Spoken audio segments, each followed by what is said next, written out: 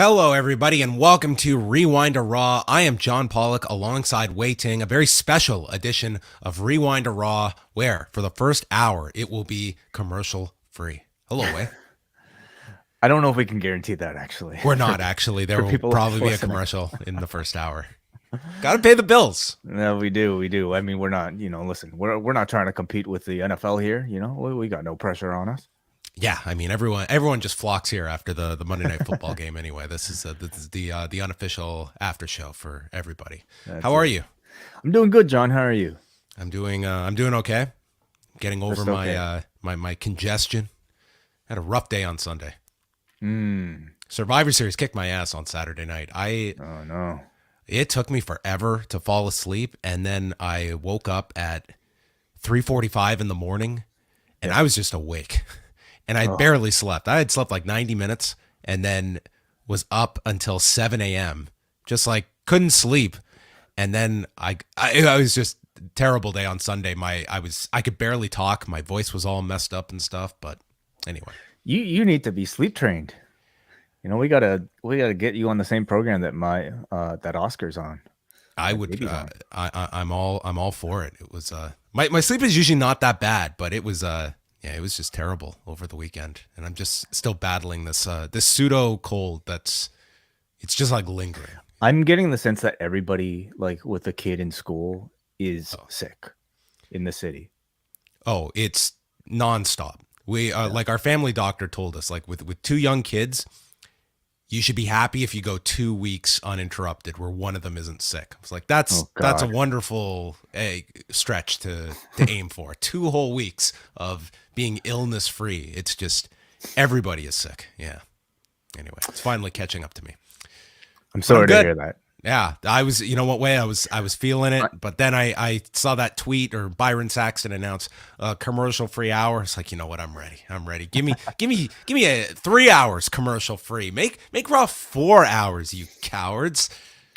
This show will make you feel better, okay? And if not, this podcast, I'm sure will make you feel better. Talking to you always makes me feel wonderful.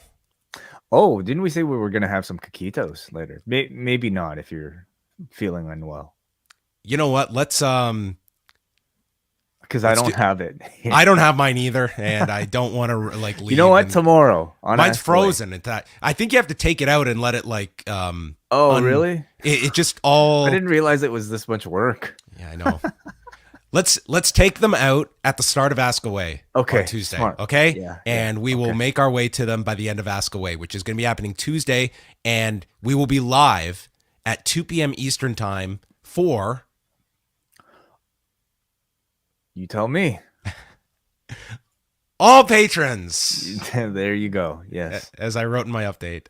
So that is the plan. All patrons can listen or watch Ask Away live Tuesday at 2 p.m. Eastern time. If you can't watch live, if you're watching soccer or something, then get lost. But you can also download it afterwards if you are a cafe member. So it'll be up Tuesday evening to download. Are you following the World Cup at all? No, not at all. I mean, I maybe a little bit just to, for the novelty of seeing Canada participate. They scored 1 goal at least. They have scored 1 goal in 2 games? Something like that? I think so, yeah. So I was at Starbucks the other day, and a gentleman came in and sat at the table near me, hooked up his Wi-Fi to watch the game, and he just sat back and watched the game on Starbucks Wi-Fi. So I couldn't help but watch it, and Canada's up 1-0. I was like, okay. And then it's 4-1 by the end of it all. But you know what? It's a monumental feat that Canada is actually in the World Cup itself. We really are the Ricochet of the World Cup. I think we're just happy to be there. We've already won. You have already won if you are Canada. Yeah. So anyway, there you go. I'm watching actually that FIFA series on Netflix. I didn't know about it. FIFA Uncovered. Very, very interesting documentary. What are you learning? How Qatar got the World Cup. It was through some... you should watch it. It's like a 4-part series. I don't want to ruin it. There's some corruption in FIFA, Way. That's your byline. I get the sense. Have you watched the Teddy Hart series yet? No. I haven't seen anyone talk about it, and I don't even know how to... I'm sure I haven't looked for it online, but we don't even have it up here in Canada on a platform. Yeah. It's on Peacock, of course, in the U.S., but I'm sure there are means that you might be able to, get your hands on it. I Can't believe. say I'm going out of my way to find that one. No, why not? It's not really. I'm not all that interested in seeing it. I mean, if I've heard nobody talk about this documentary since it came out last week. Have you seen any of it? Braden and Davey, I think, have spoken about it. Okay. And I think they're in the middle of watching it, but I really haven't heard myself either. It's interesting. I mean, it's an interesting topic, obviously. I'm at least curious to sample the first episode. Have they put all of the episodes out, or are they releasing them weekly? I'm probably the wrong person to ask. Chat room, let us know. John Cena specifically, you could let us know. Justino also says Canada's been eliminated. So are they out already on points? I don't know. I guess so. Okay. Yeah, well, there you go. Well, they had a good run. Yeah, one goal. Who we faced? Belgium and Croatia. They did it in for us. I guess I don't know. This is a terrible sports podcast. If that's what you came for. I mean, we're not following. Cena says all 3 episodes are up. So okay, well there you go. Should we just let we can just go by the chat. Just go by those comments. Yeah. Okay. Well, what's everyone else saying? The Teddy Sam Banks says the Teddy doc came on right after Raw on my TV. Oh, interesting. On TV? They ran that on USA? Sam, give us an update. Did this run on? This is just confusing when we're trying to, let the chat room run the show. Okay. Let's start over. Let's start this whole thing over. Are we live? Yes, we are live. Making sure. Okay. Let's get into what is coming up this week. Are you excited for Ask Away on Tuesday? Very much so. Yeah. Got a lot of questions this month, I think. Really? Okay. Well, forum.postwrestling.com, we will answer almost any and all of your questions. Pretty much like 99.9% of the questions we answer. So if you're a Post Wrestling Cafe Patreon patron, you can get your questions up there. Of course, though, if you're going to be a YouTube member, you can join us live and drop a question in the live chat as well. Tomorrow, 2 p.m. Eastern. Yes. On Wednesday, we will be doing Rewind to Dynamite. And then on Thursday, I'm looking forward to this way.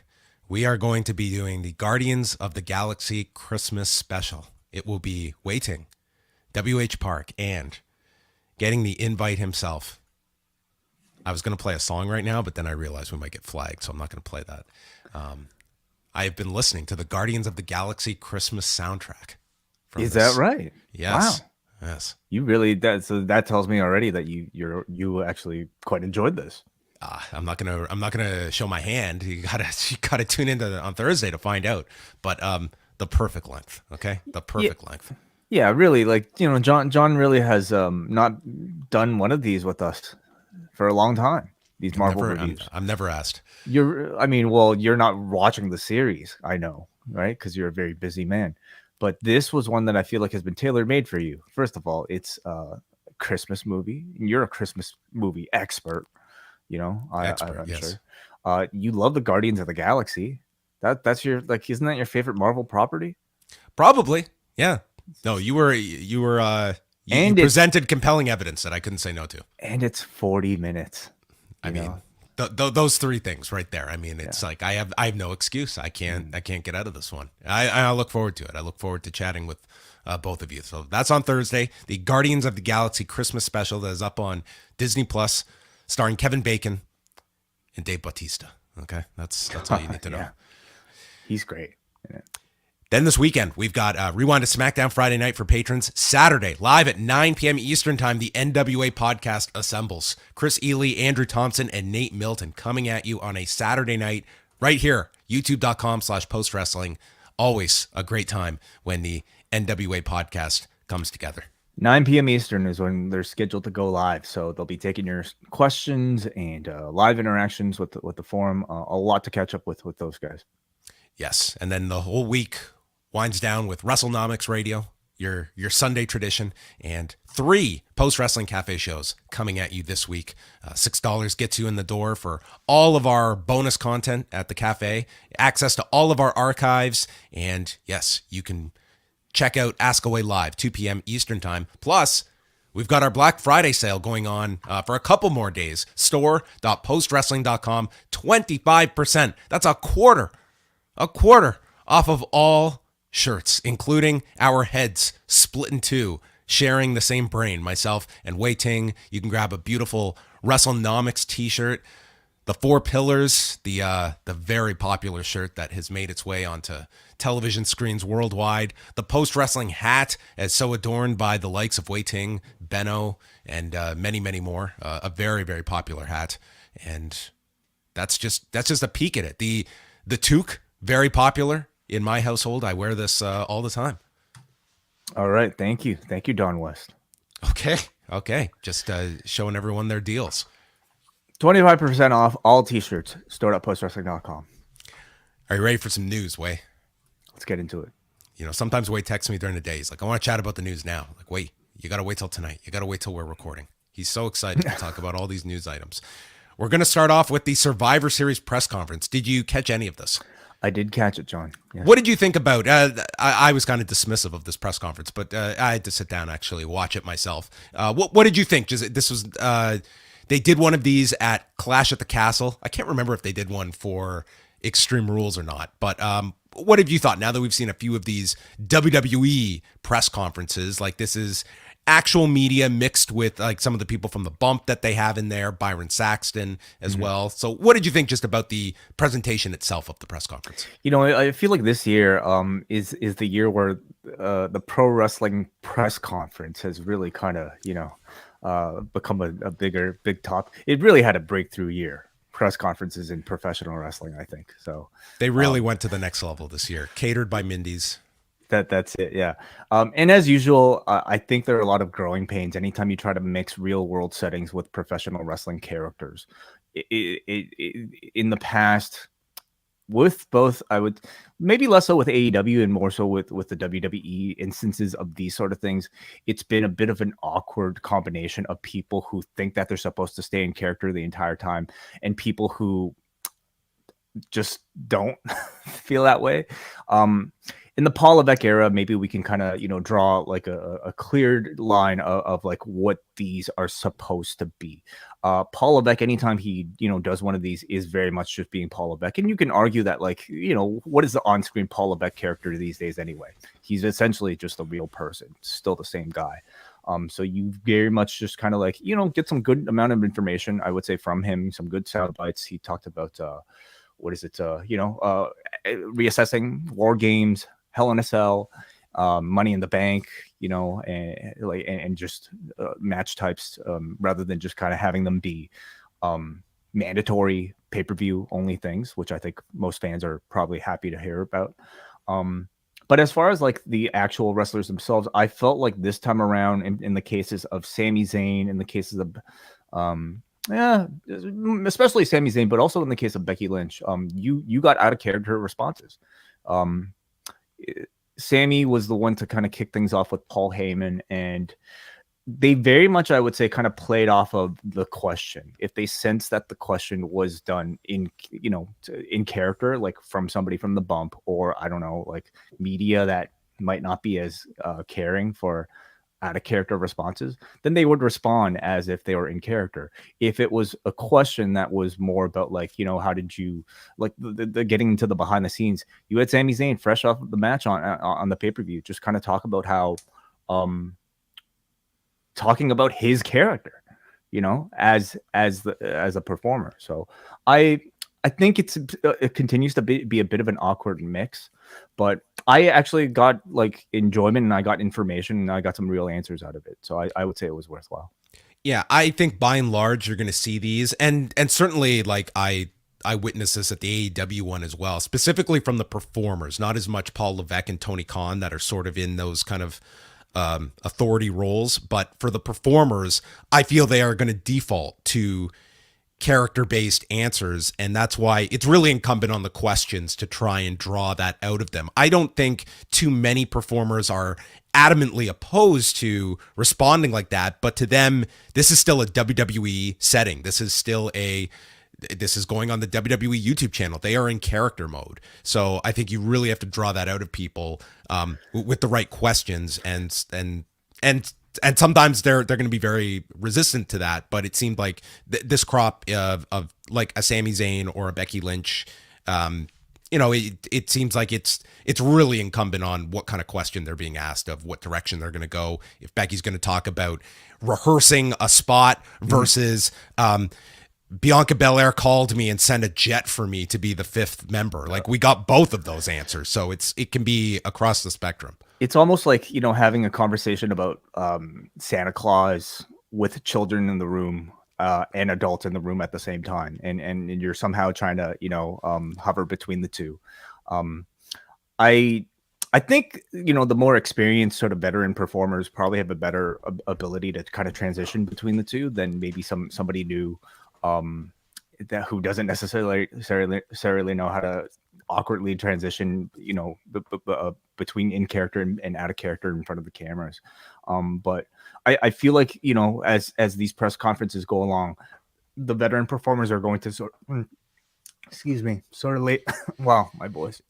Well, I was going to add as well, one of the participants that did not take part in the press conference was Roman Reigns. And there was a story from Fightful Select on Monday that there had been some issue during a spot in the War Games match with Kevin Owens, where I guess Roman Reigns was kind of on his way to the back. He was, letting his anger be known. And there was at least concern that he might have had an eardrum issue.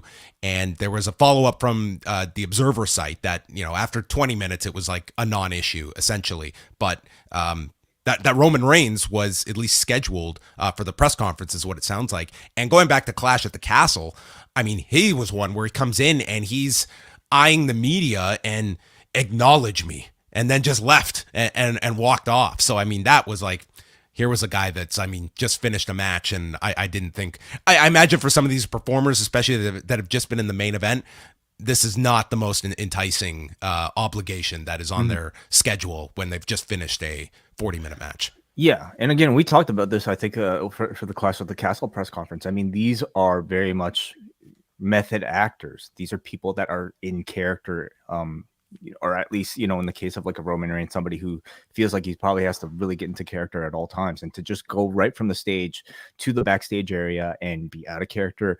It's certainly awkward. I get the sense like, you're going to have performers who prefer like the New Japan Pro Wrestling sort of like press conference style, where you have media that are essentially kind of playing along, asking questions, and then guys being allowed to improvise as a character in there. It's strange. I don't know if I necessarily love just the concept itself, but we're talking about it for this long, so at least it's interesting. Yeah, I mean, just it wasn't like too many notes from Paul Levesque, other than it was a very successful show. From the ticket demand, it was the highest grossing Survivor Series of all time, most viewed of all time, which, I mean, this is the second year in a row on Peacock, and thus you have access to, like over 15 million paid subs and 30 million with access to Peacock. So you're talking about a larger pool now. But this was the largest gate ever for the company in Boston. Think about that statistic. I mean, that was a huge success for them in this market. And without a Sasha Banks. Without a Sasha Banks, yes. And some people did note that there were some chants during the show, but they were faint. I did not register them as I was watching the show. But I had them pretty well during like the Ronda Shotzi match. But I was expecting them during the War Games match, and they never occurred there. Levesque was asked about the idea of getting away from a Hell in a Cell themed pay-per-view, and as well the status of an Elimination Chamber, Money in the Bank, shows that are structured around a particular match type. And he did differentiate those, stating that a Hell in a Cell is designed to be a giant blow-off, that a feud should work towards that, whereas an Elimination Chamber or Money in the Bank is not really a culmination of a feud. It's like, it's the concept of itself, and the participants. Like it's much closer to the Rumble than it is a Hell in a Cell, and I completely understand that that delineation. So he says we're always going to be assessing the calendar, but it does feel like Hell in a Cell will be when we have something that is ready for Hell in a Cell, whereas Elimination Chamber and Money in the Bank, those would seem to be matches that, you're not building a feud towards a Money in the Bank. It's sort of like, it is that one that can just fall on the same date every year, and you can work around that concept. Yeah, absolutely. Hearing a response like this made me really happy as a fan, because it tells me that this is a person who understands, I think, the creative implications of these sort of concepts, and isn't just somebody thinking about the monetary value of the branding of a Hell in a Cell, or just, I mean, even war games. Like, I was actually kind of curious to hear him speak about war games too, in the same vein as a Hell in a Cell, where like he kind of suggested that he might prefer to use it as a blow off rather than this sort of like annual thing that they might put on once a year. Um, at least Paul, could we ever see War Games presented to you by Beyblade? Could it have a title sponsor attached to the match? How about a Beyblade match, as a special attraction on a PLE? But yeah, it tells me that this is a guy who actually has respect for sort of the creativity of it, and I think the money will follow, because over the years, Hell in a Cell has just been such a watered down concept that it comes around once a year, and you're not feeling sort of that interest anymore. In some cases, it feels like it's been used to kick off a feud rather than end it. So I hope, like, he's done a great job of rehabbing to an extent these sort of secondary titles. Now he's probably going to try to do the same for some of these concepts. Yeah, and did state that they are not divorced from the idea of doing the traditional elimination matches, but he was right. It was the right year to freshen up the concept, and felt that Raw versus SmackDown was a bit tired. I would say it's in a coma. So yes, very tired. And yeah, maybe the elimination matches will come back. I cannot imagine a clamoring for, Not at can all. we have those traditional elimination matches? I was like, I just, unless you are pure nostalgia based, like, I just don't know what kind of demand you would have for those matches that to me were never a big appeal to me personally. I think they had their purpose, like, at a time when you rarely saw interactions between the main eventers, and like the eliminations of people would somehow bring two top stars face to face in the lead up to a WrestleMania main event in the future. But those days are really long gone, and sort of the timing of a match like this, I mean, feels no different than something you would see on a Raw like we saw today. I thought there was a chance today actually they'd make the OC versus what is it, the Judgment Day, a Survivor Series elimination. I think for a TV special, it's perfectly fine, but for a pay-per-view sort of headlining thing, I mean, the attraction's not there. Let's stay with Survivor Series, because it was noted by Fightful that Brian Kendrick was working as a producer at the show on Saturday, and then PWInsider.com had a follow-up that it was a tryout and apparently was not at the show on Monday night.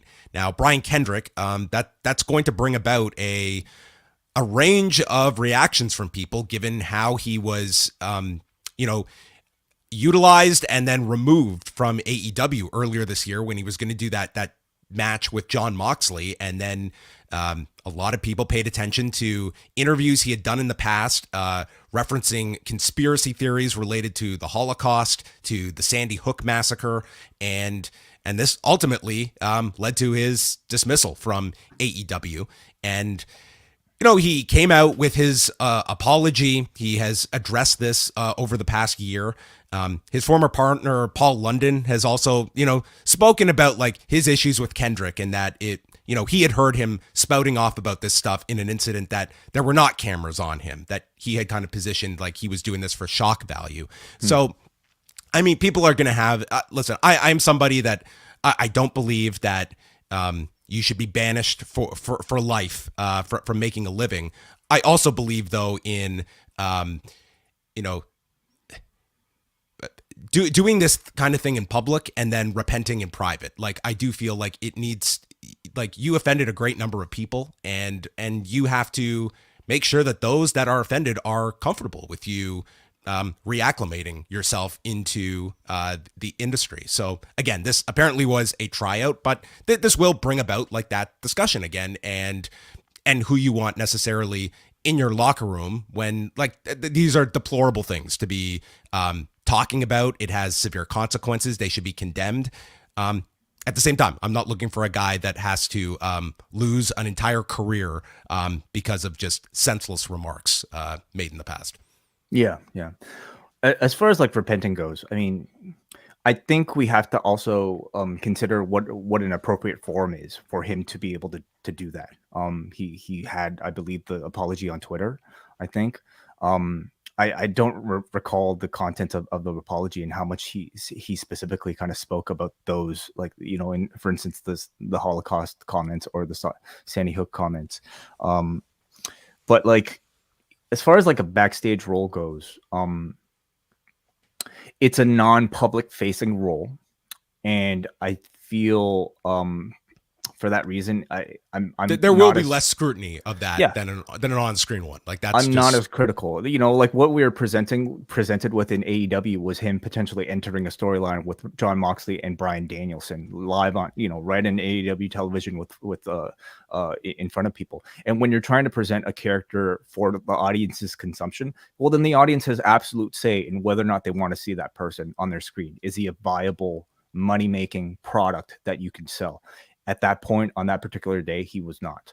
And but I also feel like he should not be ousted from the industry, you know. And so, like a backstage role like this, I personally don't have a whole lot of issue with. But I'm also not part of the group of people his comments were targeting. So I'd be most curious to you know, hear if he had any sort of discussions with people that were working in the back that might have been personally offended with those words, and what sort of forum would he be able to have to kind of get if he feels any sort of remorse, you know, to get that message out there. Well, that is what he would be facing, I think, is acceptance from those that he would have to be working with, and in some, like, being their go-between from the office to the performer if he is in fact coming in for a producer position. And those that are, you know, those are the people that, you know, if they want to hear an explanation from him, I think he owes it to them. If you know, those comments, you know, you're going to get called on that kind of thing. So anyway, we will see if this matures into an actual permanent position for Brian Kendrick, but he was there on Saturday. Moving on to our next story. Did you get to see any of Ricky Steamboat's comeback on Sunday? No, this was the big time wrestling show where Ricky Steamboat, at the age of 69, had his first match in 12 years, teaming with FTR against Jay Lethal, Brock Anderson, and their mystery partner, Nick Aldis, with Arn Anderson in the corner. So we had Joe Dombrowski and Shane Douglas on commentary, and Jay Lethal came out wearing Randy Savage's gear from WrestleMania 3. So very apropos here. And Steamboat, dude, for 69, for a guy that over 10 years ago had a brain aneurysm, he looked tremendous, and he did work with his shirt on, but looked like a fit 69-year-old that didn't quite look his age. Like, looked, you know, he looked like a guy that certainly, this was hardly prime Ricky Steamboat. But they structured the match in a very smart way where Steamboat tagged in and he did what he can manage. Like, there was a headlock takeover by Jay, and Steamboat's just selling. And when he hit the deep arm drag, like, this place just went nuts for it. Like, they just thought it was the greatest thing. Like, he wasn't, you know, trying to skin the cat or any like high crosses off the top. They did the spot from WrestleMania 3 where he was lifted up for the slam and tried for the inside cradle for a 2 count on Aldis. And then the baby faces all put on simultaneous figure fours, and we got the triple tap, 16:37. The match went. I listen, for this, it was hardly the spotlight that Ric Flair had for his last match back in the summer. This was nowhere near that level of success as a live event, and I'm sure on pay-per-view. But for Ricky Steamboat, like, if you watch this, like, I did not think this guy embarrassed himself at all. It was, you know, well worked with the 6-man tag. I think that was the right way to go as opposed to a singles match, and I think that Ricky Steamboat would be really happy with what he did here for 16 and a half minutes, and this crowd really enjoyed this in North Carolina. Was it the type of performance that you felt was the first in a series? I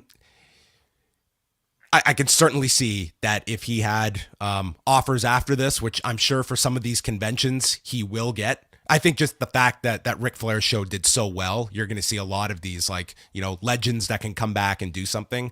Would not surprise me if he tried something like this again. You're always kind of tempting fate when you're talking about a 69-year-old who has had his health issues. But I mean, he came in here, and I I'd be curious how he felt about the match afterwards, because I thought it came off really well, and they did a really nice post-match where Steamboat and Arn shook hands, and then FTR got on the mic and they thanked Ricky and Arn for all they did to pave the way, and then they got down on their knees bowing, and then Ricky just gave like a message just thanking all the fans. So I mean, it was like a nice show. If you came there for Ricky Steamboat, I think this was like a feel-good match, and not the kind where you're watching somebody and Ricky Steamboat is going to bring a really high standard, and the last thing you want to see is a guy who's a shell of himself. But I don't think people were watching this expecting Ricky Steamboat of 1989. They were here to watch a guy at 69 who had a fine accounting of himself. Can you see any national television company picking him up? To be quite honest, I was surprised like that, here's Ricky Steamboat that like this didn't happen on an AEW for just a one night only thing. Like, I'm sure he got a really great offer here to do this, but I mean, just this was in front of, I'm guessing around 1,000 fans or so. And it was, just like, this wasn't a huge show. There's also a great deal of risk, when you're talking about somebody who's 69, who hasn't been on TV for a long time. You don't exactly know how he's going to look. The proof sounds like at least it's there that he can at least, put on a respectable performance. And after this, can you see an AEW or another company or even a WWE giving him a call? WWE, I would, you can never say never, but after the brain aneurysm thing, like WWE, that like they did not want him doing anything, even when he was a trainer down in Florida. Like they did not want, like they really have put their foot down with a lot of these older talents, even younger talents that have had serious health issues, of not pushing that. I would say WWE, no. AEW, I wouldn't close the door on it. But it also probably depends on kind of the traction that this match got, and if they feel like there's something to do. Like, I would think in an AEW setting that this kind of, and they did the spot with Ricky Steamboat showing up on television with Jericho. Like, they even teased something a few months ago. All this aside, I mean, this was basically an AEW match. It was. This was all AEW guys minus Nick Aldis. So this was, certainly something you could replicate down the road, or at least have Ricky Steamboat, maybe the idea that we could make him a referee and do some level of physicality. It's still, to me, like, it is tempting fate. And I think, when you're watching Sting, it's like we marvel at this, but it's also like you're looking guys that are, here they are in their mid, and in the case of Steamboat, late 60s, that it's, we know what the dangers are. And when these go off without a hitch, it's a feel good moment, but there is always that inherent risk, because if something went wrong, like it would be a nasty, look for any promoter that green lights this. But when it goes the other way, it's kind of, we avoid that kind of harsh reality that is a potential. Dynamite ratings from Thanksgiving Eve, they did 880,000 viewers, a 0.32 in the demo. So in terms of 18 to 49, this was their highest since October the 6th. So they somewhat bucked the trend of this Thanksgiving Eve, which traditionally has always hurt them. This was the best they've ever done in the demo on Thanksgiving Eve. They were 6th for the night on cable, behind the World Cup, NBA, and college basketball. And if you look at the breakdowns, this was a case of the male viewership being up so much that it offset how much female viewership was down. And this was the case for 18 to 49, 18 to 34, and 35 to 49. Like, women 18 to 49, other than that Tuesday broadcast last month, it was their lowest amount of the year. For men 18 to 49, it was their highest since September. So it was just a case of a lot of men watched this show and a lot of women tuned out from last week. So, but there was more of an increase of the men than loss of the women. And that's pretty much the story of how things went on Wednesday. But this, for Thanksgiving Eve, this was a very good number for Dynamite, higher than I anticipated it being. Okay. SmackDown is going to be on FS1 this week due to the Pac-12 championship, and FS1 is airing a replay of SmackDown immediately after. So that means SmackDown, the replay, will go against Rampage on Friday Night Way. Friday Night Battle. Replay versus SmackDown replay versus taped Rampage. Has this happened before? With a replay? No, I don't think so. I'm just kind of curious, like what people may expect the ratings to perform like. Like what would be considered a success or like an embarrassment for AEW? You know. I mean, I'm not like we don't even have a lineup for Rampage, so it's kind of hard to even assume what they're going to have on Friday night. I mean, I am not expect. First of all, I think we should just compare the live SmackDown, which is going to do a much higher number than Rampage. I mean, the replay is what the replay does, but you know, there was a time that this might have been competitive. I don't think that this Friday it will be. Like they're building up SmackDown. Like there's going to be a big Bloodline segment. You've got the World Cup, so they have built up several things for Friday.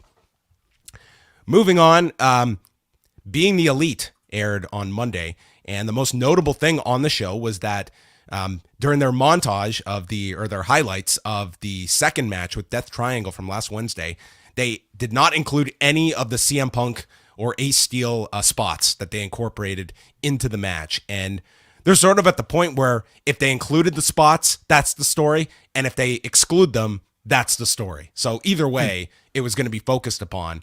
And I wonder if they just knew that going in, but they did not include any of that on the Being the Elite show today. I'm What does it mean, Way? What does it mean? I don't know. I don't. CM Punk coming back? It means whatever you want it to mean. They did show a little bit of sort of like behind the curtain little vignette, I suppose they kind of shot where they specifically talked about being heels tonight and they're going to cheat to win because this is a crowd that does not like them. Yeah, it was kind of interesting. Like you did hear Matt and Nick talking like the day before in the airport that it might be a hostile crowd, maybe not. It was almost as though they were unsure, and you know, by match time, they certainly knew what direction things were going to be going out there. So, and that's how they kind of played things. Like they came out, and it was a fairly mixed reaction, but they certainly elicited the heel reaction, and it'll be interesting to see if any of that carries over to this Wednesday show, or if it's right back to the Elite are beloved in Indianapolis. My question to you, though, do you expect any CM Punk chants on December 16th when SmackDown returns to Chicago? Interesting. I mean, if where would they chant it? You know, like traditionally, like the CM Punk chant has been a chant of sort of rebellion, and a chant of dissatisfaction for what a WWE audience would be seeing on their screen. I don't know if the CM Punk chant represents that anymore. It's a chant of rebellion potentially now against AEW. So if you have a crowd who I don't see this happening, but if there's a crowd that, you know, perhaps isn't a fan of what they're watching on in front of them, or if they're not a fan of the Elite, then you would chant CM Punk. The only person I could see being met with those chants would be Reigns. Really? Yeah. Perhaps, yeah. If he, but I don't even know about that because I just don't see that much association with Reigns and Punk. And Reigns is actually quite beloved, like, you know. So I wonder. Yeah. Final things here. Andrade posted some photos that he has recently undergone surgery for a torn pec, and he kind of implied that it happened back in August, and he continued working with it. And his last match was the Casino Ladder match at All Out, and then he's been gone since the Sammy Guevara incident, which he was scheduled to wrestle that night against Preston Vance, and then they canceled the match. So he was continuing despite this injury. So a torn pec, that's a pretty long-term injury to come back from. So, you know, Tony Khan was asked about the status of Andrade at the press conference and indicated that eventually he'll be back, but this would certainly add quite a while to that timetable for Andrade. Yeah. I guess a lot of people had speculated, you know, the what exactly had gone on to cause his absence, and I don't know if this was a case where like the injury kind of conveniently occurred at the same time as all the controversy with Sammy, or if it was the type of surgery that he, you know, decided to do now that he was putting off until an appropriate time.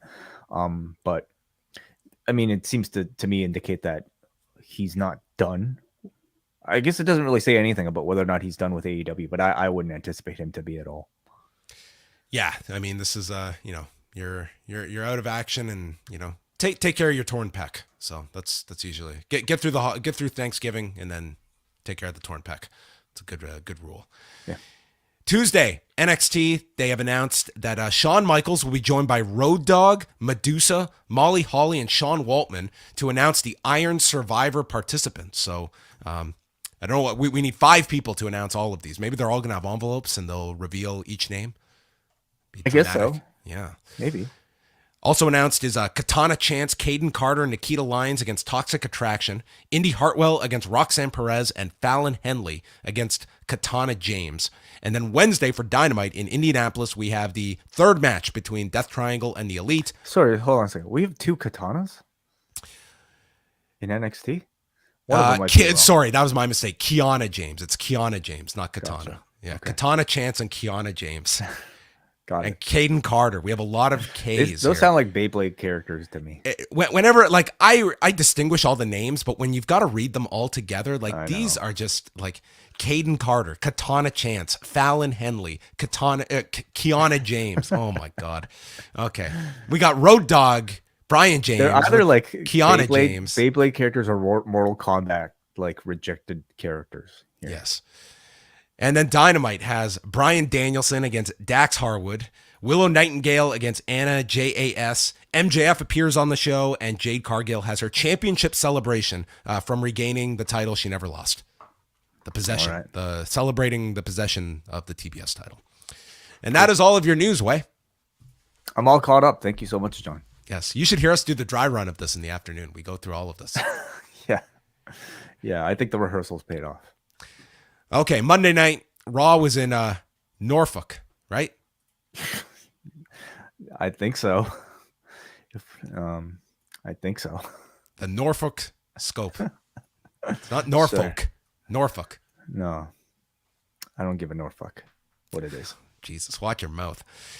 So the first hour is commercial free. They did this back the Raw after SummerSlam, which did a very good first hour. So this should inevitably boost the number, but a lot more. What was the reason you think for today? I don't know. They were coming off a pay-per-view. Like, again, the last time they did this was SummerSlam, and maybe they just felt coming off a pay-per-view. You do this. I mean, it certainly does combat. It does boost the first hour, and they did a very good first hour last week, and maybe they thought, we're not pumping up the third hour, so let's get that first hour up to inflate the average. So, and I'm sure that it's not going to do what the post SummerSlam show did with Monday Night Football against it, but I'm sure it'll get a bit of a boost. They weren't going against the most intriguing Monday night game either. So, and also a picture-in-picture during the commercial breaks on USA at least. Oh, okay, right. The Bloodline showed up, minus Paul Heyman and Roman Reigns, and they would be coming out later. But starting off the show is Becky Lynch, who states that she is the man of the people, so she goes out into the crowd and acquaints herself with fans such as Bobby and Zachary. And Bobby is so excited, he starts filming this on his phone. And then as Becky Lynch is like cutting a promo right next to him, you see him down. What is Bobby honestly thinking? Does he think no one's good? Like he'll never be able to relive this moment because no one's will be capturing it. Like that's always so sad to see. Like this guy's a big cool moment is happening and you're missing it out because you're trying to capture it, but you're actually missing it. Yeah, I would love if WWE flagged his video too when he posts it. Then he'll have no memory of it except on his phone. So she can't wait to slap the hell out of all the new people showing up here in the company. Bayley walks out, and boy, Bayley was like limping out here. Either she was doing a tremendous job selling, I don't know, but she looked the worse for wear coming out here. And she calls the fans idiot peasants and mentions all the matches she has had, ladder match, last woman standing, war games, and no appreciation. Becky says that's because you lose. You're a loser. And Bobby tells Becky, go kick her butt. And then Io and Dakota Kai come down the aisleway in the crowd. They attack Becky. Bayley joins in and they fight up to the concourse into the merchandise stand, which was highlighted by Bayley using a Money in the Bank lunchbox as a weapon. And then they were all separated by security. And that was our opening segment. Yeah, those things are serious. You ever been hit with the lunchbox? Lunchbox? No, not a lunchbox. Not as a kid. When I was in kindergarten, when you would play at the kitchen center and you'd have those pan. You'd Yeah. have like a little like metal pan or a plastic pan. I would hope plastic and not metal. So some of them are metal. Wow. I took a pan and I hit this guy in the head that tried to play with me on my first day of school. And whacked him in the head. Of course. Yeah, Of course. that was my first day of school. Surprise me. Well, look how you turned out. So, still hope for all the kids out there. We actually became good friends, and he was always short, so I always joked that I stunted his growth because I hit him. So anyway. Goodness. Anyway, I was a jerk. But yeah, that's how the show started. So Strong reactions, I thought, for this first segment, and a strong return from a babyface Becky Lynch. no big time Bex. That is gone. Oh, completely gone. Yeah. I'm a little disappointed. I kind of liked all the fancy outfits and, like her different hairstyles every single week. But I think, for the sake of drawing a line between the character she was and the character she is again, probably necessary. I wondered, like, anytime they do one of these sort of segments, like how much screening of the crowd they actually do beforehand, how much is Bobby this guy's real name, like how much of this was staged and how much if you like you would think that they had that part planned, but you could also notice, like, when she asked a question, she didn't give them any time to like yell something. It was like the Zachary guy's like, "What's your name?" and then boom, pulls it away. She was like brother loving him. Totally, yeah. So I could buy that a lot of this was completely organic or at least somewhat improvised. It's just always a risk to me. When you're going on live national television with members of the audience, they could be incredibly awkward. They might not even speak English, or like, it could go terribly wrong, as we have seen them in the past when they've attempted things like these. So, but I think something that would probably made them a bit more confident is the fact that Becky is so beloved. I didn't think there was any danger of like an audience not playing along with whatever she was saying. Perfectly exemplified here, I felt. I liked it. It was something different to do the opening show promo than the standard fare. Yeah. Bayley is a strong first feud, I think, for Becky. It feels fresh, surprisingly, because I mean, even though like I feel like I must have seen every combination of the four horsewomen at this point. There's a singles feud between Becky and Bayley somehow still feels incredibly fresh. So I'm looking forward to it. Rhea Ripley was out with Dominic and took on Mia Meechin. And Ripley stomps her foot and hits a backbreaker, and she's beating on Yim. Yim then attacks, hits a spinning DDT, and Eat Defeat gets stopped. Riptide is countered with a DDT, and then Dominic gets on the apron, and we see Yim like pull down the rope, sending Dominic into the ring, and then he's just cowering away from Mia Yim, and Ripley attacks from behind. Then AJ runs out. The match is thrown out in 7:05, and then all the members of the OC and Judgment Day come out. They get into a big brawl, and Styles issues the challenge. He says it ends tonight, 4-on-4.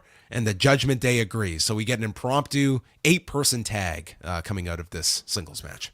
I felt this could have been an opportunity for a Survivor Series elimination. But I mean, the other problem with the Survivor Series is that every single person has to take a pinfall. And they do not like doing that in this Paul Levesque regime. Okay. Yeah. It's how can we finish the most amount of matches with the least amount of pins? Totally. And you got that here. I mean, what you essentially got here was a Mia Yim Rhea Ripley singles match with an interlude of a 4-on-4 tag match in between. So Gallows and Priest, they're trading head kicks, and then Carl Anderson gets the big tag. Eventually, Dominic is in and does the Three Amigos. There's a inverted DDT by Styles, and Rhea breaks up the cover on Balor, kicking AJ like in the face. Yim and Ripley are then tagged in, and it's Yim with the cannonball and a suicide dive.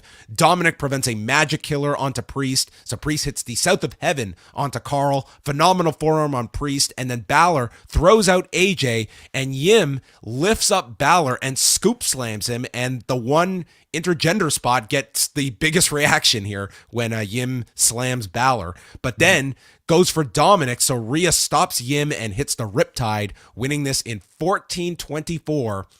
And after the promise from AJ that this ends tonight, we have Kevin Patrick remark, "Something tells me this isn't the end."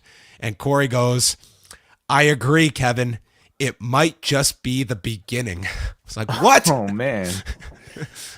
The beginning. How many more months of this? Damn. I think we could just call it a day at this point. Yes. Let's just go our separate ways. Yeah. they're not going to extinguish this on a TV show. I mean, they got to build up to something.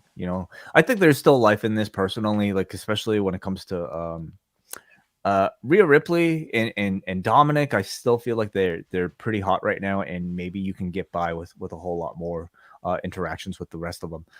Yeah, good intergender 8-man tag. I found the Gallows and Anderson's portions kind of painfully average, but also necessary. They gotta brace themselves. They got a long flight coming up in a couple of weeks. No, that is true. They gotta head over to Sendai. That's right. Yeah. Once AJ got in there, and especially when Rhea and Mia got involved, the crowd really got into this, and the finish with everybody I thought was a lot of fun here. I thought Rhea's heel charisma was really strong. On both on Saturday and also throughout the whole day, whole Raw. I should say her presence has felt really, really big, and I think her in-ring style looks really good. She, to me, is the best part of Judgment Day, and I think they're easily going to transition that into a strong singles feud with Bianca Belair. Yeah, I would say Rhea Ripley is probably one of your favorites to win the Rumble in January. Yeah, totally. Saxton is with the returning Street Profits, who have been gone since September, and they recap all of the changes that have gone down. Alpha Academy walk in. They hate their catchphrase and requested a match with the Street Profits, and Gable says that they're going to put Montez Ford on the shelf for good, which sets up Dawkins calling Gable an elf on the shelf. Short. We have a big grudge match coming up. The Bloodline come out. Jay says his hand might be broken for real after War Games, and there are no cracks in the Bloodline. And Sami Zayn says that, Jimmy took him in from day one, and Jay, your embrace after War Games, that was Usi, and says that they are now on the same page. Jay gives him a big hug. Then they invite Jimmy, and then they want a group hug with Solo. This was the funniest thing on the show. And Solo just stares at them, and you don't know what he's going to do. And then Kevin Owens' music interrupts. This was great. I love this. Yeah. I love that Solo didn't immediately rush to hug. I did not want him to do it either. Oh, no. That's not the character. And it shows you that they actually have a lot of care for keeping Solo sort of like, important and like his individual, rather than just kind of being another part of this. Like they're crafting individual identities and giving individual spotlight to every single member. And you can write sort of, this character trait about Solo Sikoa. He just, he's great. Sammy, I felt continued to like get into that real emotional kind of heart of his character here that makes him so incredibly likable. Like for weeks and weeks and weeks, he's really just kind of been funny, and that's why we love him. But now he's digging into like something that is just, respectable about him, and that's his incredible loyalty. And I think, I don't know, like, earnestness to just kind of feel a belonging as a part of this family. Well, Owen says he understands why Sammy did what he did at War Games. Like, yeah, you guys were on opposite teams. He says, I've done the exact same thing to you in our career. I'm not mad, and our careers have been linked together for 20 years, but now I'm just done with you. I don't want to tag with you. I don't want to fight you. I don't want to have anything to do with you. I don't even want to ride with you. And there was this look on Zayn's face, and he just looked so sad at this realization. But then he says, well, I feel the same way, and I don't need you because I have my family now. And I mean, this to me is just the payoff to this down the road will be fantastic. Like this segment, I feel will be referenced many a time. Totally. And Owen says that he wants everyone to see how great Sammy is because I've known it for 20 years. And it doesn't matter how much they call you family. You're not their real blood, and you never will be. So Jay says he's mad because you don't have any family around you. And if you have a problem with Sammy, you've got a problem with main event Jey Uso. So Owen says, I might be done with Sammy, but I'm not done with you, Jay, and I'll kick your ass any day of the week. And we set up the match for later on in the show. Great segment. Lives up to, I think, the very high standards this entire cast has been setting on these shows.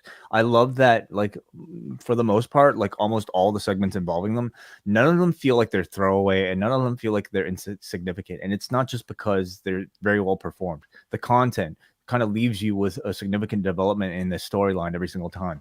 Here, you got the continued bonding of Sami with the Bloodline and specifically Jey Uso. We got to see what a happy, non-pissed off Jey Uso finally looks like. You know, there's harmony within the group. Everybody is happy. Jey loves Sami Zayn. And then you get the further erosion of Sami's relationship with Kevin Owens. I thought Owens' sort of portrayal was really interesting here. He could have come out and just kind of played your stereotypical pissed off guy whose friend turned on him, came out here and just started attacking. Instead, he came out sort of calling out the hypocrisy of baby faces who do that, especially if it was him, because he's turned on Sami Zayn so many times. But the direction that he takes in not wanting anything to do with Sami is arguably way more hurtful than any sort of single attack would have been tonight. You know, he hates you so much, he's not even going to talk to you anymore. Okay. And that in many ways is a lot more disappointing than, you know, like a big beatdown or something. Yeah. I mean, it really hits home the fact that they're on separate brands. I don't think that matters at all. They'll never see each other. How are they riding together? I can't explain. Okay. No. Backstage, Candice LeRae is back after 5 weeks away since her attack by Damage Control. And as she's walking down the hallway, we see Nikki Cross peeking out from behind the equipment. And it never led to anything, and it wasn't referenced, but she was just hiding in the back. I don't know if this was meant to signify anything. I mean, you would think, yeah, maybe a Nikki Cross, Candice feud down the road. But I also maybe sense that she just kind of lives like she's a lurker in the corners. Yeah.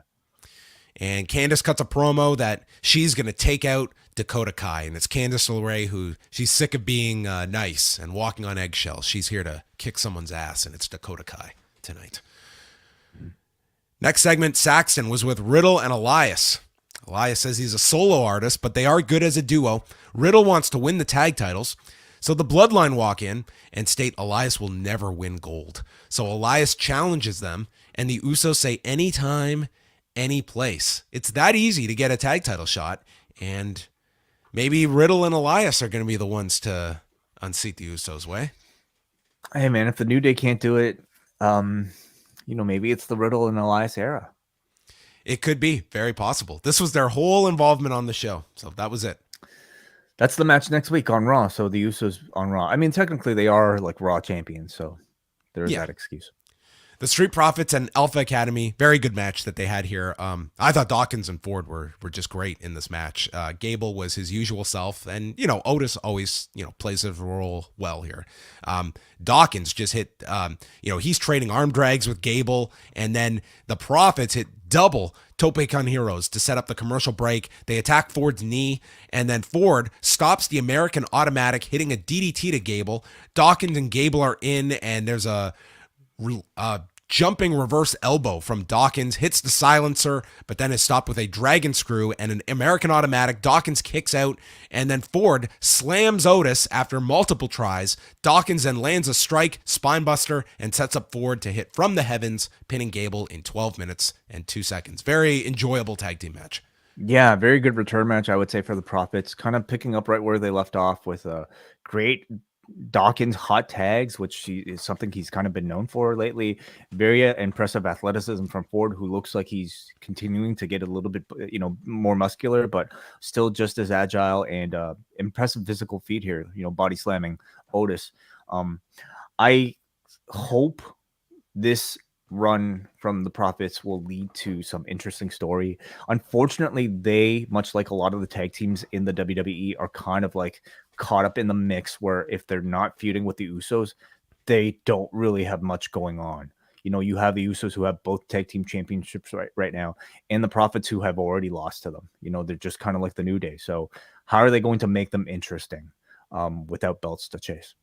Yeah, I mean, it's it's an issue that they have in several of their divisions where it's like if you're not in the title program, it's like you don't need a title to still have a compelling story around, but it's something they struggle with. So and they've got a lot of bodies now on the roster to try and cater to as well. But it's a great match every time out when you've got, whether it's Alpha Academy with Riddle and Elias or the Street Profits, and it's just kind of having some more substance beyond just your title program. Austin Theory comes out and asks, who's the kid now? Everyone said it was the worst cash-in ever and that I was stupid. But who looks stupid now? This was his whole plan, Way. Blow the cash-in, and then Bobby Lashley will spear Rollins and I will land on top. This was the whole plan. Well, he had us. Yeah. Did it. Worked. He says he beat Rollins and Lashley at the same time. I'm no longer the next. I'm the now. And he is the face of Raw. Everyone is jealous of me. The Austin Theory era begins now. I mean, I appreciate the fact that he no longer wants to be called a kid. I feel like he would probably also appreciate not having a Beyblade commercial be his Titantron either. You're not going to let that one rest. Come on. This is like the most ridiculous thing I've ever seen. Out comes Seth Rollins with no commercial inventory. He tells him to shut his mouth, let the fans sing, so they hum his theme. And Theory interrupts, saying that he makes Seth feel like a thing of the past. Rollins says that he lucked his way into the title. Monday nights belong to me. Congratulations, kid. And this upsets Theory. And he dares Theory to hit him, but Theory will face him, but on his time. So he walks out. They're trying to give a very serious edge now to Austin Theory. They've eliminated the phone and really seem to be going full throttle with Theory at this point. And this probably is another TV match because we have a long time before we have another pay-per-view. I think this entire sort of Money in the Bank character transition into the current Austin Theory has been a really bold attempt, and I would say it's been successful. They took something that clearly was destined to not work in Austin Theory holding a Money in the Bank briefcase, and they their idea was to somehow get from that to Austin Theory being a viable, serious US title champion, and in having him lose the Money in the Bank the way they did, I mean, they were probably expecting him to look like a real joke, but it took, I think, a very strong performance from Austin Theory in his voice and shedding things like the selfies and all that to convince the audience that he's now a guy to be taken seriously. I think he's done that. I think the promos have been strong enough, and his confidence now has been strong enough that I certainly look at him in a different light than what he was before. In ring, to me, he's keeping up, but I think he's still yet to really stand out. Certainly not to the level of a Bobby Lashley nor Seth Rollins right now. So to me, the test is still ongoing. He's certainly on a better track now with this direction. But there's still, to me, a ways to go with this character. Saxton is with The Miz, who's got his bag of money. He tries to get out of the match with Lumis with an injured hand. Adam Pearce calls bullshit, and Miz threatens legal action, but the match is happening. Anything goes. Dexter Lumis versus The Miz, where if Lumis wins, he gets the money, he gets a contract, and if The Miz wins, what happens? Does Lumis leave? Yeah. Okay. That's what he gets. Yeah, exactly. Dexter Lumis returned to WWE on August the 8th. This is what this has all been built towards, Way. 3.5 months. Yeah. It's it's long-term booking, I guess. To me, it's also one of the cases of Levesque just kind of really getting hungry for a big re-debut every single week without a really concrete plan of where this thing was supposed to end. Would you say that of the returns that they have gotten more out of Dexter Lumis than Karrion Kross? Define more, because I would hardly say that I'm more interested in Dexter. No, I'm not that interested in Karrion Kross either. But in terms of who is going to come in and have weekly television time, yeah. I mean, like Lumis is on TV every week. He's got this program attached to him. It's of all the comebacks, he has gotten not the most focus, but among them. But Karrion Kross has been in more high profile matches, and I think with the shot that they were attempting with Kross, they were trying to make a main eventer right away. Whereas I think Lumis is always going to be destined to be this sort of, mid card spooky act. Well, Pierce comes out. He grabs the bag of money away from the Miz. So the match begins after they brawl on the floor. Lumis pops up when the bell rings, and he bashes Miz's head into the LED screen on the side of the ring. The crowd, of course, is chanting for tables. Miz then gets tossed off the desk after attempting a skull-crushing finale. And then Miz uses a vice grip around the head of Dexter Lumis. And for people who didn't watch, not a wrestling move, okay? A literal vice. Literally a vice. Like that you have to kind of tighten with like a screw. Like the type you would see in a work, a wood shop. It was a hilarious visual. Was it Goodfellas that they used this in? Or they I don't they recall. put a dude's head in, and just Joe Pesci had more success than the Miz did. With it was this. quite the visual coming back from commercial break, seeing a human being with a vice on his head. And Lumis no-sells this, and then they go into the crowd. Miz is thrown into a TV monitor, and then onto the table where Lumis elbow drops him through the table. They go back to the ring. The turnbuckle gets pulled off, and Lumis misses Miz running into the exposed buckle. Miz uses the rope for leverage. Lumis still kicks out, and then he catches Miz in a head and arm choke. Miz submits in 9:57. So after all of this, Lumis gets his contract, and then he starts handing out money to the crowd. He's like it's like Hogan and Beefcake at WrestleMania 9 here. Very selective in choosing kids who he gave these $100 bills to. And then the Miz attacks him from behind, steals back the money, and then grabs a $100 bill from one of the kids, which was a great spot. And it leads to Johnny Gargano super kicking Miz, taking the money, and handing the $100 bill back to the kid. Yeah. Always good professional wrestling TV when you can mess with the disappointment of children. This is what happened at that Raw at Skydome in 1999. You remember Russell Oliver, the Cash Man, and he came and he just started throwing money at people, and he came right up to us. And dude, I'm not kidding. He had just a stack of bills. And I ended up, me and my buddy, like we got like $120 between us. And Wow. We were both like, how big were the bills? Dude, there were like 20s, there were 50s, and he's just throwing them out. And we're both thinking the same thing. It's like, we better spend this because this might be counterfeit. Let's just spend it. And we like went and like bought a shirt or something. And my buddy got like 100. I got like 30. But it was just like cash that they were throwing out. It's crazy. It really is the cash man. You didn't even have to exchange your gold. I didn't have to do anything. Like they had done a promotion where it's like, make a cash man sign and he'll give you money. But he just tossed it out to anybody. It's like, you didn't have to have a sign. Oh, goodness. Wow. Okay. Well, I'm just saying you can walk out of a show ahead and make your money back. Well, that sounded far more compelling than I would say my reactions to the bulk of this Miz versus Dexter Lumis thing. All I could say is that after all this time, like at least you would think like there would be a heated match at the end of it, and it was just like it was nothing to me. I mean, again, the fact that this never made it onto pay-per-view, and the fact that I don't think they ever considered putting it even on the undercard of a pay-per-view tells you that they probably don't view this as any sort of like real heated money. This was a money making way. Yeah, it was a money giving match. Yeah. This match lost money. It is what it is, and that's mid card comedy that I almost get the sense is more for children. You know, the people that were the target recipients of I didn't hear kids like laughing uproariously at the vice grip or anything. I don't know if this was that appealing to any age group. I don't either. I mean, you know, I'm not watching with children, so I can't really tell you. But clearly, like it's very slapsticky. You have the Miz kind of playing a very cartoonish villain. Dexter Lumis, for a spooky character, is sort of like a kid's version of a Bray Wyatt, I suppose.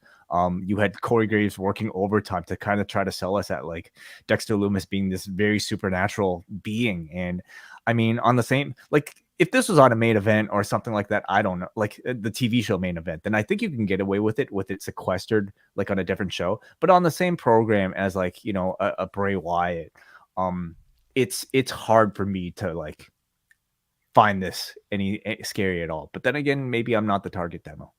I just thought this didn't have a lot of creative ideas to it. Like these are two wacky characters that, at least for the blow off match, I thought they could have had a lot of fun with, and I just never felt like they You didn't like a vice on the head?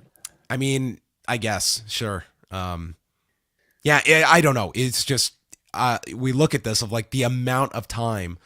Like they aired the video package for this, and it was just like months of angles, and this was the big climax.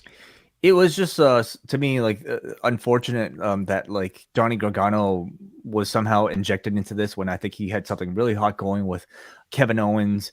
Maybe in like sort of an alternate timeline, he might have been a member of the War Games team, you know, and we'd probably be talking about him a whole lot differently. I mean, there is still the Tommaso Ciampa attachment to the Miz that I have to think that they will follow up with Johnny Gargano on the other side. So maybe we have that to look forward to, but for the time being, this is my lasting image of this feud. Oh, that's perfect. I will be using that later. So he signs the contract, and now whatever you do with Dexter Lumis, I guess maybe someone, I don't know. Maybe he's going to be Gargano's like buddy. He really would be a prime candidate for the 24/7 division. Like he would be a prime opponent for an R-Truth in the 24/7 division. Go find that trash can or the floor that was next to that was underneath the trash can. Right. Dakota Kai against the returning Candice LeRae. Bayley and Sky get thrown out to the back, and Graves notes how Candice would rather be at home watching Bluey with her child. We got a Bluey reference on Raw. Whoa, damn. You just wait, Way. In about 18 months, you're going to be all about Bluey. Oh, we're already starting to familiarize ourselves. Yeah. For the love of God, if there's anything I can tell you, the day Oscar ever asks you about the Wiggles, you just say no. No Wiggles in this house. I don't think we get that in this house is what I'll say. Yeah. Just, it is, like I feel it is doing things to my brain. Really? I hear it all day. It's just like I'm in bizarro world all day listening to the, like I have dreams about these songs. I hear them so much. It is just stop, just don't do the Wiggles. Just avoid the Wiggles way. I'm going through the second run of the Wiggles. Wow. I'm ready to move on. I'm literally talking to my daughter about like there's other stuff we can put on. Anything. No Wiggles. And she knows how to use the remote now. So I put something else on for her and she goes back and turns on the Wiggles. Have you tried like maybe playing the Wiggles like visually, but then turning the sound off and playing like other music and trying to convince her that it's the Wiggles? Would that work? I will try that. She's in this kick right now where she you know that Dance Mix 94, she listens to that song I Like to Move It. Oh yeah, wow, really? She loves this song. She loves it. She asks us to play it at dinner like every night. I don't know if that's any better than the Wiggles. I'll take that 100 times over the Wiggles. Anything. I will take any music over the Wiggles. How did she get exposed to that? I mean, we play a lot of stuff, and she latches on to what she likes. She's got quite a vast array of musical inspiration, led by the Wiggles. Kai is in control. LeRae then lands a drop kick. We see some Kawada kicks from Kai, and then Candice lifts her up for. It was not identified as such, but on the back when Candice was on the Independence and working with men, this was the balls plex that she delivered. Ooh, okay, yes, yeah. Specifically, I guess inspired by her tag team partner. Well, they did not identify it as such in this match. They will have to come up with a name for that. LeRae then comes off the turnbuckle, misses with a cabrata, and then hits the wild ride, the spinning neckbreaker off the second turnbuckle, and pins Dakota Kai in 12 minutes and 26 seconds. So I'm judging by your recap that you did not get this in picture because this was a very unique start. They started this match during commercial break. On Sportsnet 360, they don't air picture in picture. Yeah, exactly. So I had to watch this because my sports internet was not working. So I had to catch this through other means. And that means I caught the USA feed. And, they had Dakota Kai simply walk out. And then they cut the commercial break. And in the picture, you see Candice run in. She's attacking Dakota mid-ring. And you see like them go through the whole thing with the referee checking on Dakota, asking her if she's willing to start the match. And then they actually start the match. They did all of this in the body of the commercial. And for international viewers, they would have missed this entirely. So this was something that I felt was quite unique for Raw. Very rare that they do something like that. Yeah. But I thought it was a very effective match in trying to convey a more intense and aggressive side of Candice LeRae. She's somebody who, again, much like Dexter Lumis, made her shocking debut and then was just kind of left, forgotten about. She made a return here, and I think she needed to make a big statement with the match that caught people's attention. And I thought this was that type of match. She was very aggressive. I thought it was pretty constantly interesting in terms of activity. I thought it brought the best out of Dakota Kai as well, who also I think needed one of these sort of big matches. They got a lot of time, and I thought the reactions from the crowd were really strong too. So feels like overall in this show, like we're kind of I'm almost getting the sense we're moving on from Damage Control, like sort of dominating the division, and all the baby faces now are kind of getting their spots to shine. Yeah, I mean, you're watching this and you're seeing like SmackDown where they're kind of low on opponents for Ronda, and you see here on Raw where you have a couple of baby faces emerging, but you also have a babyface champion. I think you could do a lot worse than like a Candice LeRae to at least hold over Ronda during this stretch until you're getting into Rumble Mania season, which they could always do. They're going to have to do quite a bit of work to convince, people that Candice LeRae has a shot of like beating Ronda. Well, that's a struggle in and of itself, but I'm just talking about people that can at least work with Ronda and could, be in kind of that veteran role that I think you want to have her paired with.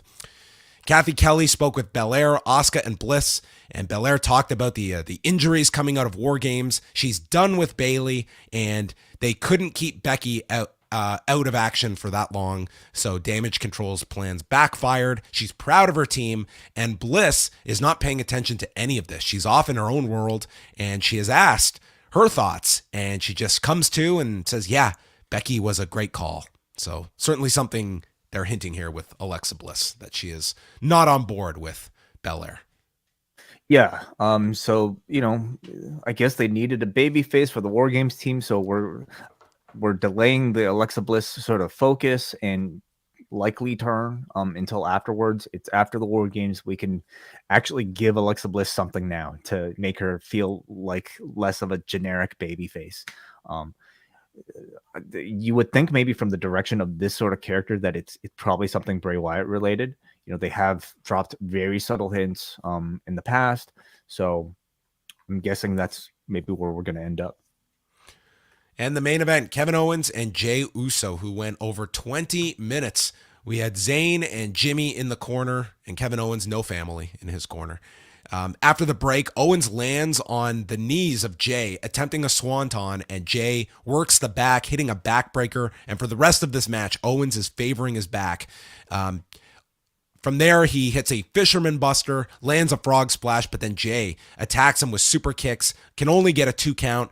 The Samoan drop and stunner both blocked, and then Owens catches a kick, landing his own super kick, and he goes for the pop-up powerbomb, but his back gives out, so Jey hits another super kick. Owens once again kicks out, and then Owens takes out Jimmy with a super kick. Sikoa trips Owens on the apron, which sets up Owens laying on the mat, and the Uso splash misses, allowing Owens to recover, stunner, and pins Jey in 20 minutes and 55 seconds. And this was one of those count 3, and within 30 seconds, we were off the air. They went right down to the buzzer here. Yeah. This was a very, well, I mean, that 1 hour of a commercial-free Raw, I don't know, maybe that kind of screwed them over with timing, perhaps. But really excellent match. It's the type of match that reminds you how, of course, very good Kevin Owens is, but how great Jey Uso is as a singles wrestler as well. I thought he was tremendous here. Great body part work from the both of them. Jey selling his hand, Owens selling his back. I thought Owens, was a decent challenger for Reigns. Certainly, like maybe, I don't know, the most viable you could point to in a long time. But still, like, it was going to be really difficult for me to see him as that hot of a challenger, especially when we're so close to WrestleMania now. But I thought this match did really well in trying to elevate my excitement for Kevin Owens as a challenger.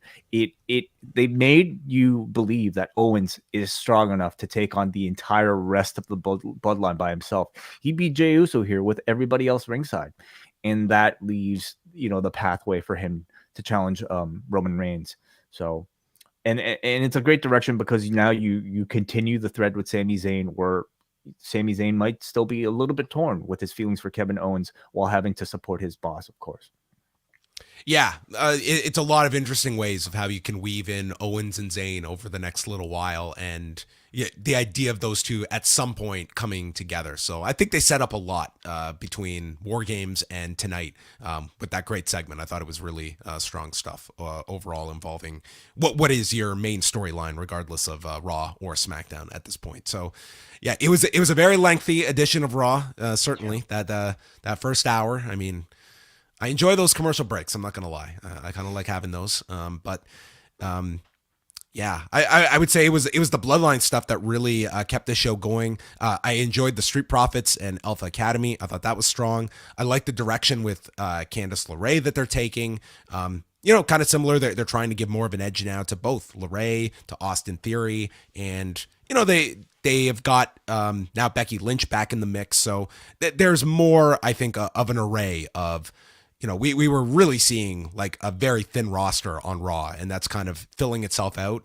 And if that means pulling some people from Friday, so be it. I mean, it's a 3-hour show. This is the show that does not need to be thin when you've got a roster on the other brand. Yeah, especially if it's the Bloodline and Kevin Owens, and Sami Zayn, like the one of the hottest, most well done programs they've had in a long, long time. I mean, I do worry about like the overexposure of that entire thing if you get to see it Monday and a Friday, but I think coming off of War Games, it was like good timing for it. I felt like this was a good first chapter in a new volume following War Games. War Games felt like a big reset. You're done with a lot of these feuds, and now it's time to kind of finally give the push to a lot of your characters like a Candice LeRae, Street Profits, who seem to be getting a bit of a restart. Becky Lynch as well, starting something new here with Bailey. So it felt like a fresh edition of Raw. And it also, to me, like you watch tonight's show, and it made Survivor Series and the War Games, they felt important. Like tonight's show was all the consequences of what happened on Saturday. It's not just, okay, now we're moving on to the next show. It was a important show on Saturday, and here is all the changes that have happened. And if you missed it, like this was an important show for storyline implications, for different programs wrapping up, or different turns as well. So they really made War Games feel important on Raw, the aftermath of it. All right. We will be opening things up now to your feedback. If you want to get in a super chat with any questions, you are welcome to. And we also have our forum feedback as well. We don't have much of it, John. We have one piece of feedback at forum.postwrestling.com, and it comes to us from Muggin. And I could read this, John. He says it was a worthwhile Raw. The commercial-free first hour was strong in getting the Becky versus Damage Control feud off and running. The Kevin Owens showed some serious growth in his promo over Sami's action, and he got to look like a world beater by overcoming the numbers game in the main event. Candice versus Dakota was a strong match, despite the first segment being unaired in Canada. We should say. The Lumis Miz story ended the way it should, and Miz snatching the C note from that kid was some DiBiase style healing. I hope now that Johnny Gargano can move on to something more substantial. Big ups to the commentary for putting over the danger of War Games as everyone involved sold it effectively. Yes, as we noted. I thought they did a very good job in that regard. So thank you very much, Muggin. And there you go. That was Raw in the books. 8 more until the Royal Rumble. That's a long time to fill. Yeah, isn't it? 24 hours of Raw. Can't wait. Yeah. That's a lot. Yeah. Especially if any of them are commercial free over these next 9 weeks. We will find out. But we will be commercial free on Ask Away Tuesday, 2 p.m. Eastern time. All Post Wrestling Cafe members can tune in live, and you can submit your questions during the show if you're watching live, or submit them in the thread at forum.postwrestling.com. Do you predict that I will have a voice on Tuesday? I mean, we'll see if these coquitos have any sort of healing properties, Boy, I don't know. The coquitos might end my voice as it feels though right now. But thanks to everybody for joining us. John will type all his responses, and we'll get a computer to read them. Okay, yeah, maybe I'll need a voice box. Yeah, sure. Kind of sounds like I have a voice box right now. All right, thanks to everybody for tuning in live or downloading the show. or missing the show. We thank those people too. Can I say one thing? Okay. So, yeah. Wai, I know that you have seen some of my painstaking timestamps that I have added on the YouTube. It takes some time to do that. I know. So today, I saw that somebody left us a review stating, they love the show, but can you please add the timestamps to the audio description as well? And my reason for not doing this is because they don't sync up. They're different times. Totally. Yeah. So because of this, he gave us a 4-star review instead of a 5. I was like, man, that to me, that was a low blow. Then maybe we shouldn't do timestamps at all. Okay. I'm going to take the Kevin Owens approach. I'm not going to talk to you at all. I don't want anything to do with you. I don't want to tag with you. I don't want to have a match with you. I will not timestamp it at all. Man. Okay. Wai's putting his foot down. I'm not doing a second set of timestamps. That is where I put my foot down. I'm not going to take them away from people, but come on. That was, I felt that was just a little unnecessary to deduct a whole star for. It's okay. Correct it, everybody. Okay. That's it for us. Good night.